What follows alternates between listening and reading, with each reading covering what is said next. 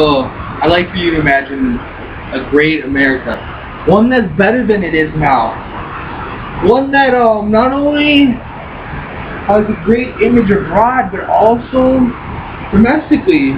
One in which the citizens do not fear the government, but the government fears the citizens, just like the Founding Fathers had it planned for us. I'd like for you to imagine an America in which the NDAA didn't exist. One in which the president actually didn't have the authority to detain you indefinitely without a freaking trial. Now how do we do this? You may be wondering. This will be in America under Ron Paul, and I'm here to show you 3 reasons why you should vote for him. First off, I'd like to start out with the legalization of marijuana. Now, the war on drugs, specifically the war on marijuana, has clearly been costing us a lot of money. And there's really not much significance behind it. Because according to a study done by the Department of Justice, more than 64% of those incarcerated for possession of marijuana are nonviolent offenders. This means that they have done no harm to anybody but themselves. That sounds a little bit ridiculous to me, and very contrary to what many mainstream news pundits claim to be something that harms society. Not only is it not backed up much, but it costs us a lot of freaking money. According to an article from Forbes magazine, we could save nearly $22 billion a year just from law enforcement costs alone. That's not even including the money that we could generate from regulation and taxes. So I don't even have to get to the question of whether the government should be involved or not, because it was wrong in the first place. Now, Ron Paul wanting to legalize this would save us money without jeopardizing the overall harm on society. Second off, I'd like to talk about America's presence overseas.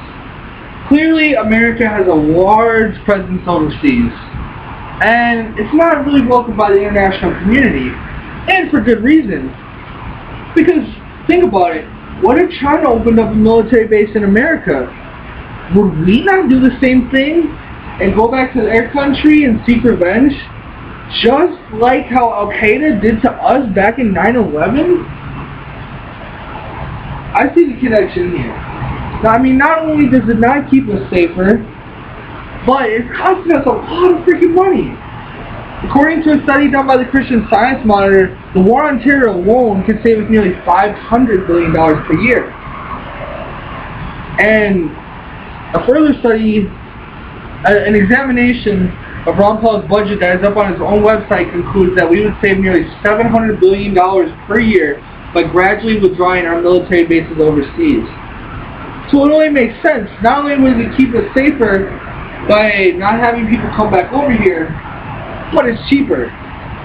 And also, again, we can convert that cheaperness into more safety by using that money for less taxes and for finally securing the border, as it's been a question that's been stagnant but not answered for many, many years.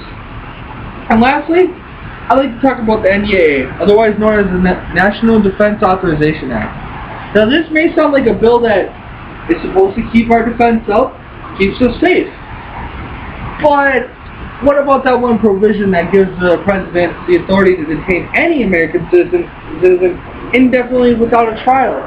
Now, Obama has said that he's not going to use this. Rightfully so. What's happened in the past with the Japanese in World War II is outdated. We're now in a modern context. He's not going to start putting us in camps. I realize that. But it's still unconstitutional. It still takes away from our freedoms. I mean, do you feel safe knowing that you could be detained like that? Because I certainly don't. And this is just the beginning. Who's to say what's to come? Now you may be wondering after all these arguments, okay, that sounds great, but I've heard other people say these things. Why should we invest in Ron Paul? Well, the thing is, he has the voting record to back up. What he talks about, he also votes on. And he's been consistent on these issues for a long time, ever since he started joining politics. So again, would you rather have an America that is credible at home and abroad? Or do you want to continue the same policies that have failed us for quite some time? I'd like to move forward with Ron Paul, and I think you should vote for him. Thank you.